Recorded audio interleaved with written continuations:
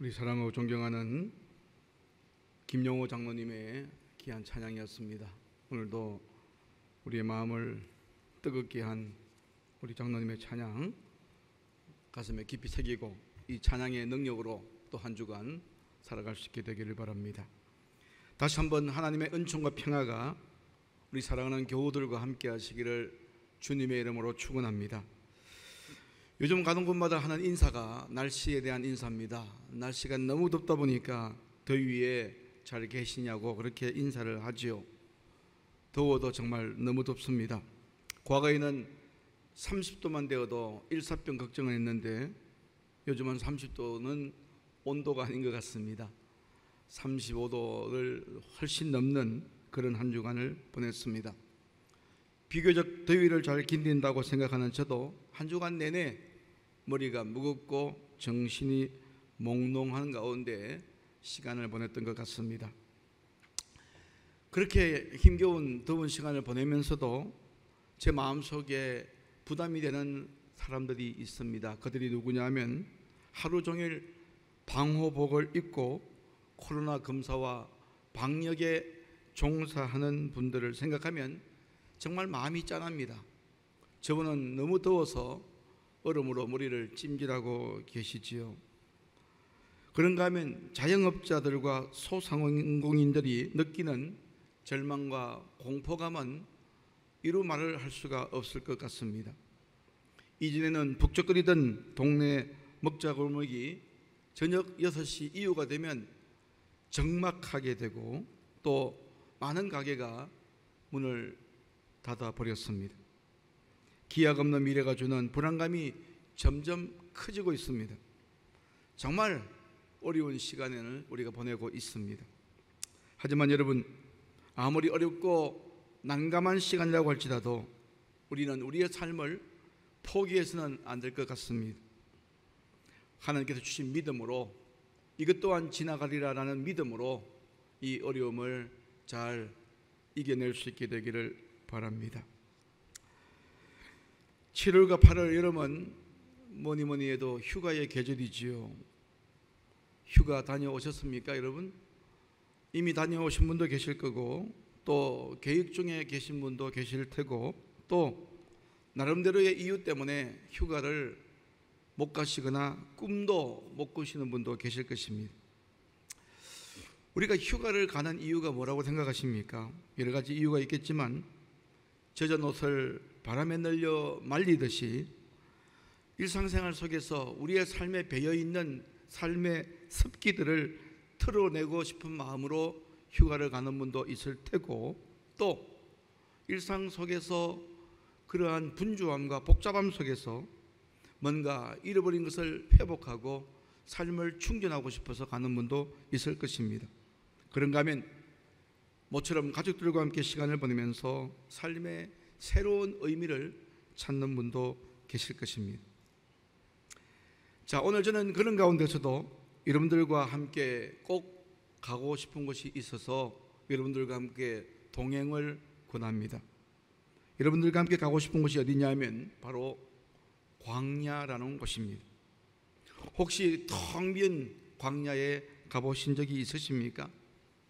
저는 오래전에 언젠가 몇 시간을 달려도 아무것도 보이지 않는 그 광활한 중국의 어느 광야를 몇 시간 동안 차를 타고 지나간 적이 있습니다. 그 광야를 바라볼 때 저는 침묵을 하며 조용히 기도하는 마음으로 몇 시간을 보냈는데 광야에서 보냈던 그 광야에서 머물렀던 그 시간은 제 평생에 잊을 수 없는 의미 있는 좋은 시간이었음을 지금도 기억하고 있습니다. 저는 그 광야에서 그동안 저의 삶을 지배하고 있었던 제 속에 있는 잡다한 욕망들을 버릴 수가 있었고 또 스스로 저 광야에 생존하는 나무들처럼 스스로 강인해지지 않으면 안 된다는 다짐을 했던 곳이기도 합니다. 프랑스의 존경받는 사상가 가운데 테오도르 모노라는 분이 계시는데 그분이 사막의 순례자라는 책을 썼습니다. 아주 좋은 책인데요, 이 책에서 사막이나 광야에 대해서 이렇게 말합니다. 사막은 어떤 나약함도 허용하지 않는 엄격한 교실이다. 사막은 생략하는 법을 가르쳐 준다. 한 사람에게 하루 2.5리터의 물, 간소한 음식, 몇 권의 책, 몇 마디 말이면 족하다.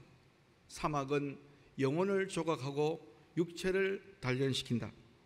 낮에 강렬한 태양과 밤의 추위를 반드시 견뎌내야 한다. 자, 그런데 저는 이런 사막, 이런 광야에 기회가 된다면 또다시 가고 싶습니다. 그러나 대부분의 사람들은 아무것도 없는 그 황량한 광야에 가겠다는 사람은 그렇게 많지 않을 것 같습니다. 그런데 여러분, 제가 여러분에게 드리고 싶은 말은 지금부터입니다. 아무리 가고 싶지 않는다고 해도, 또 아무리 버텨봐도 결국에는 갈 수밖에 없는 광야가 있는데, 그 광야가 뭐냐? 그 광야가 바로 인생이라는 광야입니다. 아무리 안 가려고 버텨봐도 갈 수밖에 없는 인생이라는 광야가 늘 우리 주위에 있다는 것을 기억해야 될 것입니다. 그렇다면 그 인생이라는 광야는 무엇을 의미하는 것일까요? 고난일 수도 있습니다. 실패일 수도 있습니다. 질병일 수도 있습니다.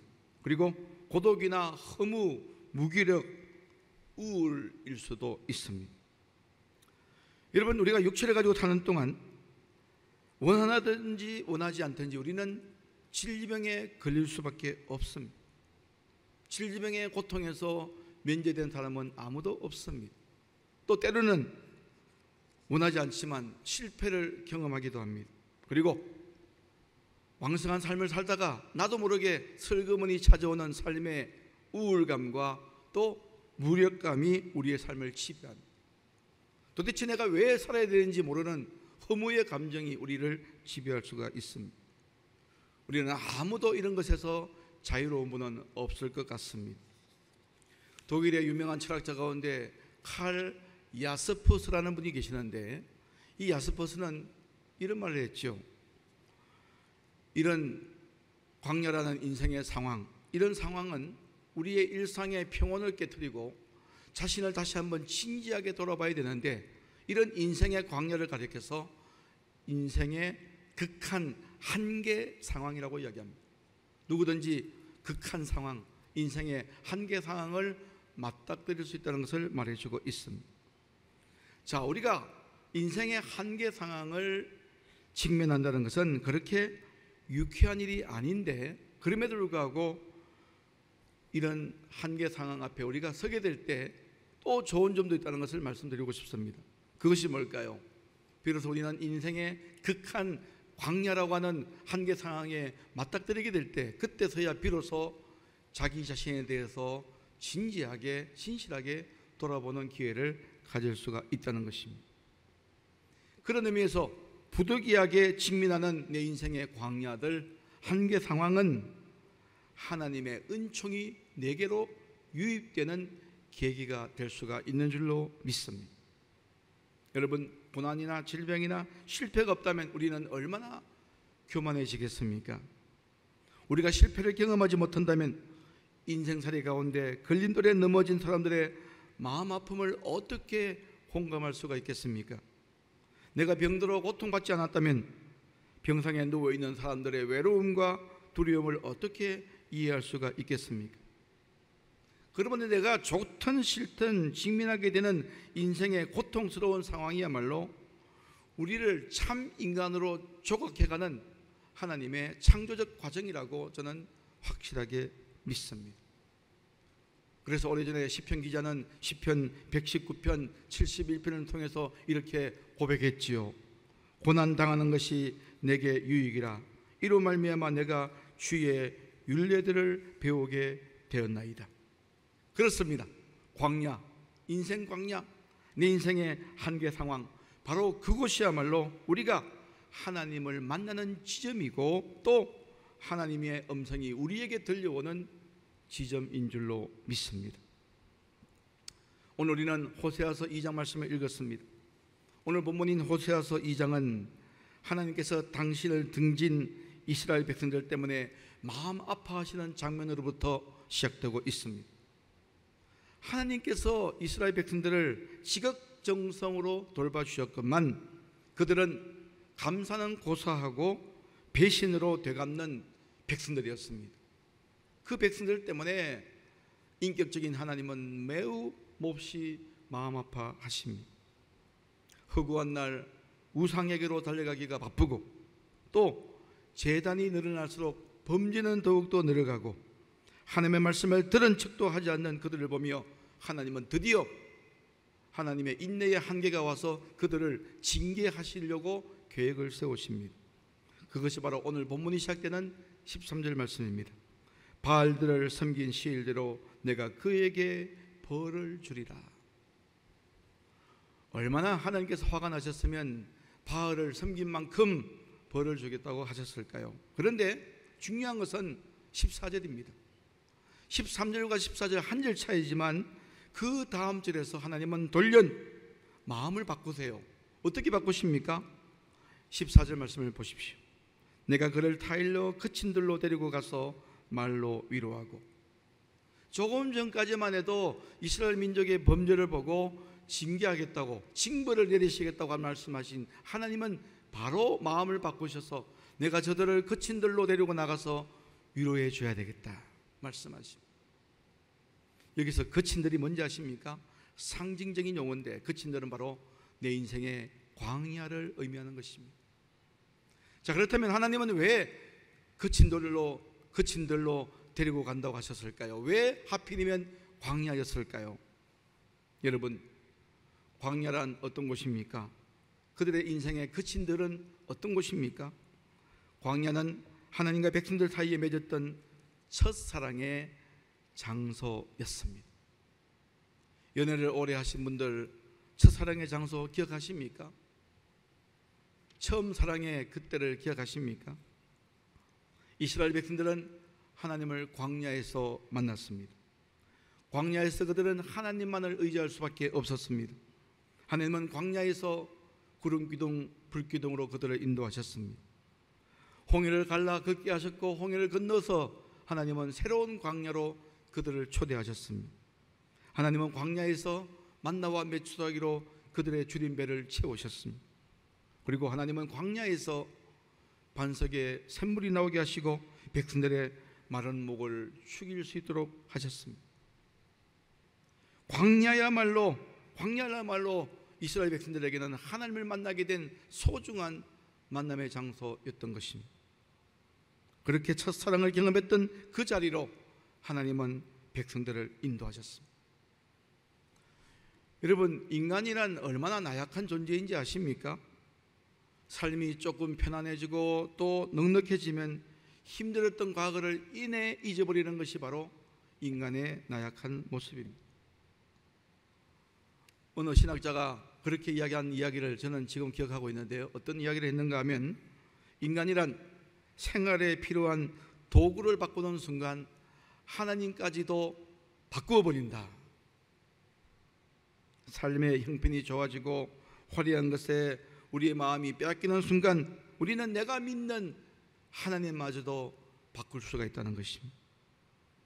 여러분, 우리가 그렇지 않습니까? 좀 편안해지고 안락해지면 우리는 변화를 싫어합니다. 좀 바르게 살고 말씀대로 살고 선한 일을 하며 살려고 하신 하나님의 말씀이 불편해지기 시작하는 것입니다. 그래서 사람들은 하나님의 말씀을 읽을 때도 자기에게 가시가 되는 말씀은 안 읽으려고 합니다. 가시는 다 제거하고 달콤한 말씀만 읽으려고 합니다. 하지만 여러분, 가시를 제거한 말씀은 더 이상 하나님의 말씀일 수가 없습니다. 그래서 사도 바울은 그런 사람들을 향하여 고린도전서 1장 18절에서 이렇게 말씀하셨지요. 십자가의 도가 멸망하는 자들에게는 미련한 것이요, 십자가의 복음의 진리가, 십자가의 말씀이 멸망하는 자들, 신앙이 없는 자들에게는 어리석고 미련한 것들밖에 되지 않는다는 것입니다. 우리의 길과 진리와 생명 되시는 예수님을 로마서 9장 33절에서는 어떻게 표현하고 있습니까? 예수님을 자신의 인생의 걸림돌과 거치는 바위라고 생각하는 분들도 있다는 것입니다. 사람들은 거칠거칠한 십자가보다도 매끈매끈하고 예쁜 십자가를 좋아합니다. 사람들은 십자가가 우리를 지켜주고 복을 준다는 말은 좋아하지만 그 십자가의 영성이 내 삶의 변화를 요구한다는 것에 대해서는 매우 부담스러워하고 싫어합니다. 이것이 바로 거칠거칠한 십자가입니다. 소유가 늘어날수록 십자가는 불편한 짐이 됩니다. 어느 순간 십자가가 불편한 짐이 되는 순간 우리의 눈길은 세상에 머물게 되고, 우리의 눈길이 세상에 머무는 순간 하나님은 점점 우리에게서 멀어지고 우리가 하나님께로 돌아가야 될 인생임을 까맣게 잊고 살 수밖에 없다는 것이지요. 여러분, 우리는 때가 되면 내가 살아온 삶의 흔적들을 가지고 하나님께로 돌아가야 될 존재임을 믿으시기 바랍니다. 그런 의미에서 우리가 맞이하는 한계 상황, 우리가 맞이하는 인생이라는 광야는 우리가 하나님께로 돌아가야 될 사람이라는 것을 잘 상기해 주는 기회가 되는 것입니다. 그래서는 인생 광야를 가리켜서 이렇게 말합니다. 인생 광야는, 우리가 직면하는 인생 광야는, 오늘 우리가 경험하고 있는 이 전무후무한 팬데믹 상황, 코로나라는 광야는 하나님께로 돌아오라고 하는 하나님의 초대장이라고 생각합니다. 우리는 지금도 수시로 그 초대장을 받고 살고 있습니다. 광야에서 하나님은 백성들에게 당신의 참 모습을 보여주고 계십니다. 자, 그런데 여러분, 호세아서는 하나님 당신이 우리에게 어떤 존재인가를 보여주는데, 하나님은 사랑이 많으신 하나님이다라는 것을 보여주는 것이 호세아서의 핵심적인 주제입니다. 그런데 보편적으로 사람들의 생각은 하나님을 어떻게 생각합니까? 여러분이 생각하는 하나님은 어떤 분이실까요? 엄격한 기숙사 사감 선생님 같은 그런 분으로 오해할 때가 참으로 많습니다. 하나님은 사소한 잘못까지도 지적하고 하지 말라는 말을 입에 달고 계시는 분처럼 생각하는 분들도 의외로 많습니다. 그런데 규칙이 엄격하다고 잘 지킵니까? 어쩌면 규칙이 엄격할수록 반발심도 심합니다. 요즘 독실하다고 자부하는 그리스도인들이 사회생활 속에서 일탈행위가 있다 보니까 그 그리스도인들이 혹은 교회가, 기독교인들이 교회 내에서는 물론 사회적으로 큰 지탄을 받고 있습니다. 그래서 기독교인들 참 문제가 많다고 이야기하는 분들이 참 많습니다. 저는 목사로서 존경받지 못하는 목회자들의 모습을 보면서 참으로 마음 아파합니다. 그런데 여러분, 그렇다고 해서 그런 그리스도인들이, 그런 교회가 유난히 세상 사람들보다 더 나쁜 것은 아니라고 저는 생각합니다. 여러분, 기독교인이든 비기독교인이든 나쁜 생각은 누구나 다 할 수가 있습니다. 사람은 마음으로 수많은 죄를 지으며 살고 있습니다. 우리는 원죄적 더러운 본성을 가지고 태어났기 때문에 인간의 마음에는 누구든지 더러운 마음도 있을 수 있고 악한 마음도 있을 수 있고 추악하고 음란한 마음도 있을 수 있고 정욕에 가득 찬 마음도 있을 수 있습니다. 문제는 내 마음속에 자리 잡고 있는 이 더러운 마음과 탐욕스러운 마음이 있다는 것을 알면서도 그것이 없는 척하고 사는 사람이 문제라는 것입니다. 여러분, 호세아서에서 강조하는 하나님은 어떤 분이십니까? 우리 속에 있는 이 더러운 마음이 있다 할지라도 숨기지 말고 없는 척하고 그냥 근엄하게 살지 말고, 여러분, 자꾸만 내 안에 떠오르고 있는 이 부정적인 생각들, 더러운 생각들, 엄난한 생각들, 이것을 하나님 앞에 솔직하게 내어놓아야 된다는 것을 가르치고 있습니다. 하나님 앞에 내 마음속에 있는 것들을 그대로 드러낼 때 하나님은 우리의 내면을 치유해 주시고 회복시켜 주시고 고쳐주시는 분이 바로 호세아서에서 말하는 하나님이십니다. 오늘 본문 16절 말씀을 보십시오. 그날에 내가 나를 내 남편이라 일컫고 다시는 내 바알이라 일컫지 아니하리라. 우리의 약함과 허물까지도 용납하시고 우리 속에 있는 나쁜 뿌리를 뽑아주시기 위해서 애쓰시는 그 하나님을 내가 알게 될 때, 나의 남편 같고 나의 아내 같고 나의 친척 같은, 나의 아버지 같은 그 하나님을 알게 될 때 우리는 더 이상 바알을 찾거나 바알의 이름을 부르지 않게 된다는 것입니다. 광야에서 만날 수 있는 하나님은 바로 그런 하나님이 있습니다. 여러분, 누가복음 12장 4절 말씀에 이런 말씀이 있지요. 내가 내 친구 너희에게 말하노니. 예수님께서 제자들에게 하신 말씀입니다. 예수님은 제자들에게 너희들은 나의 친구라고 말씀하십니다. 저는 하나님께서 이스라엘 백성들에게 나는 너희의 남편이다 라고 하신 말씀과 이 말씀은 같은 맥락이라고 생각해요. 예수님께서 제자들에게 친구라고 하신 이유가 뭘까요? 왜 그렇게 이야기했을까요? 친구란 어떤 뜻입니까? 친구는 바로 하나님의 뜻을 공유한 사이이기 때문에 나는 너희들과 친구라는 것입니다. 진정한 신앙의 동기는 누구입니까? 진정한 신앙의 친척은 누구입니까?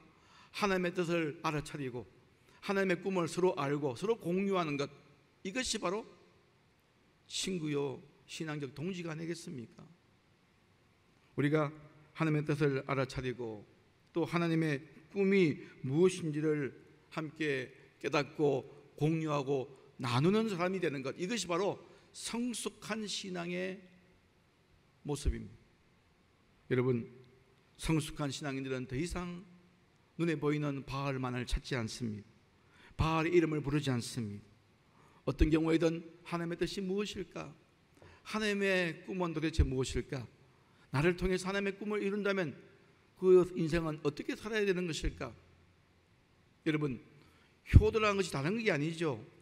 그 부모가 자식을 향하여 품고 있는 생각과 품고 있는 꿈을 잘 이루어 나갈 때 그것이 효도 아니겠습니까? 부모가 기도했고 자식을 위해서 꿈을 품고 기도했는데 부모의 뜻에 순종하지 아니하고 엇나갈 때 부모의 마음은 천갈래 만갈래 찢어지는 것처럼 하나님도 마찬가지일 것입니다. 성숙한 사람들은 더 이상 바알의 이름을 부르지 않고 바알을 찾지 않습니다. 하나님의 뜻을 추구합니다. 하나님의 꿈이 무엇인지, 하나님의 꿈이 무엇인지를 찾아다닙니다. 여러분, 이 시대에 우리를 유혹하는 바알은 어떤 존재일까요? 저는 한번 우리를 유혹하는 이 시대의 바알이 뭘까를 한번 생각해 보니까 여러 가지가 있더군요. 첫째, 돈입니다. 두 번째, 자본주의에서 추구하는 효율성이고 또 연줄, 명예, 이런 것들 아니겠습니까? 이것이 오늘의 바알입니다. 돈은 은밀한 방법으로 우리에게 숭배를 요구합니다. 여러분, 돈이면 뭐든지 할 수 있다고 믿는 사람, 돈이면 뭐든지 할 수 있다고 믿는 세상, 이런 세상은요 나쁜 세상이고 나쁜 사회입니다. 이런 마음들을 가진 사람들이 가득한 이상 세상은 위험사회가 된다는 것을 기억해야 될 것입니다. 그리고 자본주의가 추구하는 효율성은 우리가 마땅히 추구해야 될 가치이지만 그럼에도 불구하고 그런 과정에서 경쟁에 뒤처져 있는 사람들, 중심에서 몰려있는 사회적 변두리에 있는 사람들, 그들도 역시 우리가 함께 살아갈 이웃이라는 것을 망각해서는 안 될 것입니다. 내가 하는 행동이 아무리 정당하다 할지라도 내 행동이 누군가에게 그늘을 맞고 그늘을 만들고 있는 것이라면 우리는 다시 한번 우리 자신을 돌아봐야 된다는 것입니다. 하나님을 믿는다고 하는 것은 바알이 지배하는 것 같은 세상에 살면서도 바알의 이름을 부르지 않고 또 그에게 무릎을 꿇지 않는 영적인 자존심을 가지는 것이라고 생각합니다. 자, 이렇게 우리가 바알에게 절하지 않고 하나님만을 의지하게 될 때 하나님 어떤 은혜를 주십니까? 오늘 성경 말씀에 우리가 바알을 의지하지 않고 하나님만을 의지하게 될 때, 바알의 이름을 부르지 않고 하나님의 뜻을 추구하게 될 때 우리에게 어떤 은혜를 주시느냐? 하나님 우리에게 새로운 세상을 이루어주시고 우리에게 평화를 약속해 주십니다. 그것이 바로 18절의 말씀입니다. 그날에는 내가 그들을 위하여 들짐승과 공중의 새와 땅의 곤충과 더불어 언약을 맺으며 또 이 땅에서 활과 칼을 꺾어 전쟁을 없이 하고 그들로 평안히 눕게 하리라. 여러분, 이런 세상이 열리기를 원하시지요? 저는 교회는 바로 이 호세아서 2장 18절 말씀이 경험되는 곳이어야 된다, 그렇게 생각해요. 저는 목회에 중요한 목표가 있습니다. 교회는 바로 이렇게 호세아서 2장 18절 말씀이 구현되는 이런 것들이 삶으로 경험되는 현장이 되어야 된다고 생각합니다. 독점이 아니라 나눔이, 지배가 아니라 섬김이, 정오가 아니라 사랑이, 경쟁이 아니라 돌봄이 지배하는 세상이야말로 칼과 창이 꺾인 세상이라고 할 수가 있는 것입니다. 유대인들 가운데 그들이 하나님께 바치는 기도 가운데 아주 인상적인 기도가 있습니다. 유대인들이 하나님께 바치는 기도 가운데 이런 기도가 있습니다. 많은 영혼과 그들의 결함을 창조하신 하나님을 찬양합니다. 좀 이상한 기도 아닙니까? 보통 우리가 하나님 앞에 감사할 때 그 감사는 우리가 가진 것에 대해서, 채워주신 것에 대해서 감사하지 않습니까?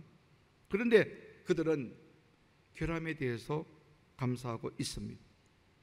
유대인들은 이렇게 설명합니다. 만약 우리가 결함이 없는 사람이라면 다른 사람을 필요로 하지 않는 외톨이가 되어 살 수밖에 없습니다. 내가 유한한 사람이고, 내가 실수 많은 사람이고, 내가 결함이 많은 사람이기에 누군가를 필요로 하는 겸손한 사람이 될 수 있기 때문에 우리는 그런 기도를 하나님 앞에 바칠 수 있습니다. 사랑하는 여러분, 저마다 지고 가는 인생의 짐은 다르지만 그래도 우리 모두에게는 한 가지 공통점이 있습니다. 우리는 다 저마다 다른 인생의 짐을 지고 가지만 그러나 우리에게 한 가지 똑같은 공통점이 있는데 그것이 뭘까요? 우리는 다 부족한 사람이라는 사실입니다. 하나님께서 이 땅에 교회를 주신 목적이 뭘까요? 우리에게 가정을 주신 목적이 뭘까요? 우리 교회가 한 몸 공동체가 된 까닭이 무엇일까요? 우리를 한 몸 공동체로 보신 까닭은 서로의 부족한 부분을 채워주라는 하나님의 깊은 생각이 있었기 때문인 줄로 믿습니다. 우리 교회는 아직도 부족한 것이 많습니다. 하지만 저는 우리 교회에서 많은 사람들이 평화가 실현된 세상을 맛볼 수 있게 되기를 간절히 소망하고 있습니다. 부족하지만 부족한 사람들이 모여서 경험하는 사랑과 평화를 공유하고 또 세상에서 지쳐있는 수많은 사람들이 이 교회에 드나들 때마다 평화가 실현된 것을 함께 공유하고 함께 나눌 수 있으면 참 좋겠습니다. 저는 그런 목회를 지향하고 있고 앞으로도 그런 목회를 할 것입니다. 여러분, 세상 한복판에 있는 이 교회가 바로 천국의 삶을 사람들에게 경험하지 못한다고 한다면 어찌 우리는 사회를 변화시킬 수 있는 누룩의 역할을 할 수가 있겠습니까? 바로 이곳 교회에서 천국의 삶을 연습하고 맛보지 못한다면 우리가 어떻게 세상을 변혁시키는 누룩이라고 할 수가 있겠습니까? 오늘 본문 말씀 19절부터 20절 말씀은 참으로 우리에게 엄청난 기쁨과 희망을 주는 메시지입니다. 19절 20절 말씀을 읽어드리겠습니다. 내가 내게 장가들어 영원히 살되 공의와 정의와 은총과 긍휼이 여김으로 내게 장가들며 진실함으로 내게 장가들리니. 하나님은 광야에서 이스라엘 백성들을 아내로 삼고 이스라엘 백성들과 결혼하며 이제 그냥 결혼해 주시는 것도 감사한데 우리에게 영적인 혼수품까지 준비하셔서 선물로 주십니다. 그 선물이 뭘까요? 공의, 정의, 은총, 긍휼이 여김, 그리고 진실함입니다. 하나님 우리를 광야로 초대하셔서 우리와 혼인을 맺으시고 우리를 사랑하신 나머지 빈몸으로 온 우리들에게 영적인 혼수품을 챙겨주십니다. 여기 공의로 번역된 미슈파트는 똑같은 저울을 사용하는 것으로 기준이 일정하다는 것을 말해주고 있습니다. 또 정의라고 번역된 채테크는 옳음을 독점하지 않는 것, 나 좋을 대로 행하지 않는 그런 의를 말하는 것입니다. 여기 은총으로 번역된 헤세드는 서로에 대한 신실함을 말합니다. 그리고 긍휼로 번역된 락함임은 자기 태를 찢고 나온 자식에 대한 어머니의 사랑을 말합니다. 여기에 진실함으로 번역된 에무나는 자기 속에 있는 영적인 능력을 신뢰하는 것을 말합니다. 오늘 광야에서 당신의 아내로 삼아주신 우리에게 하나님은 선물을 주십니다. 영적인 혼수품을 주십니다. 공의, 정의, 은총, 긍휼, 진실함, 이런 가치들이 삶의 중심에 가득 채워져 있는 사람의 삶은 얼마나 아름답겠습니까? 여러분, 오늘 이 인생이라는 광야에서 우리에게 주신 하나님의 영적인 선물, 이 선물을 다 누리시기를 주님의 이름으로 축원합니다. 그리하여 이렇게 아름다운 삶의 가치를 가지고, 이 가치들을 삶의 중심에 가지고 멋지고 아름답고 매력적인 인생을 살아갈 수 있게 되길 바랍니다. 여러분, 결혼식장에서 가장 엄숙하고 숭고한 시간이 언제라고 생각하십니까? 어제도 제가 결혼식에 참석했는데, 여러분, 결혼식 할 때 가장 숭고한 시간은, 가장 엄숙한 시간은 결혼 서약의 시간. 목회자가 서약서를 읽고 대답하는 경우가 있지만, 요즘은 많은 경우 신랑 신부들이 자기가 작성한 결혼 서약서를 서로 읽어줍니다. 결혼 서약서를 서로 읽어주면서 눈물 흘리는 신랑 신부의 모습, 얼마나 숭고한지 몰라요. 얼마나 아름다운지 모릅니다. 저 사랑으로, 저 마음으로 산다면 얼마나 좋을까. 하물며 하나님은 우리에게 죄지은 우리들을 부르셔서 광야에서 우리와 혼인하시고, 또 우리에게 결혼 서약을 하시고, 거기에다가 혼수품까지 준비해 주십니다. 하나님의 사랑을 받기에는 많이 부족한 우리를 위해서 하나님은 일방적으로 우리에게 사랑의 맹세, 사랑의 서약을 해주시는데, 그것이 바로 하나님의 말씀 아닙니까? 힘들고 어려울 때마다 결혼 때 함께 나누었던 서약을 다시 한번 상기한다면 그 부부는 다시 일어나 아름다운 가정을 이루게 될 것입니다. 마찬가지로 어렵고 힘든 우리의 삶의 조건 가운데서도 하나님이 내게 주신 그 사랑의 서약과 사랑의 맹세를 기억한다면 우리는 날마다 새로운 존재로 벌떡벌떡 일어서게 될 줄로 믿습니다. 여러분, 예수님은, 저는 이렇게 생각합니다. 예수님은 하나님께서 우리를 사랑하셔서 우리에게 보내신 연애 편지다. 하나님이 나를 이처럼 사랑하사 독생자를 주셨으니 하나님이 나를 사랑하셔서 독생자를 선물로 주셨습니다. 예수님은 하나님이 우리에게 보내신 연애 편지입니다. 그 편지를 받은 사람은 함부로 살 수가 없지요. 사랑하는 분의 편지를 읽고, 사랑하는 분의 마음을 읽고, 사랑하는 분의 뜻을 안다면 우리가 인생을 막 살 수 있습니까? 그럴 수는 없습니다. 하나님의 사랑을 받은 사람들은 이제 하나님 안에서 살 뿐 아니라 하나님이 자기 속에 사시기를 열망하는 사람이 되는 것입니다. 여러분, 지금 인생 광야에서 서성이는 분 계십니까? 두려워하거나 낙심하지 마십시오. 그곳은 바로 하나님을 만나 뵐 자리가 되는 것입니다. 분주함과 복잡함 속에서 듣지 못했던 하나님의 음성을 가려서 듣는 곳이기도 합니다. 그 광야는 삶의 군더더기를 드러내는 곳이기도 하지만 동시에 하나님이 주시는 영적인 혼수품, 결혼 선물을 받는 아름다운 자리이기도 합니다. 이미 광야의 외로움을 경험했던 사람들이 있다면 지금 광야의 시간을 견디고 있는 사람들에게, 그들 옆에 머물며 그들에게 힘이 되어 주시기 바랍니다. 바로 이것이 오늘 우리의 소명이고 오늘 이 땅에 있는 교회의 소명인 줄로 믿습니다. 이 무더운 여름날, 비록 날씨가 덥다고만 생각하지 마시고, 비록 날씨가 덥지만 그럼에도 불구하고 하나님의 뜻을 행하려고 하는 갈망이 더 뜨거운, 그런 뜨거운 믿음의 여름을 살아가는 저와 여러분 되어지기를 주님의 이름으로 축원합니다. 우리 주신 말씀을 기억하시면서 잠시 묵상으로 기도하기를 원합니다.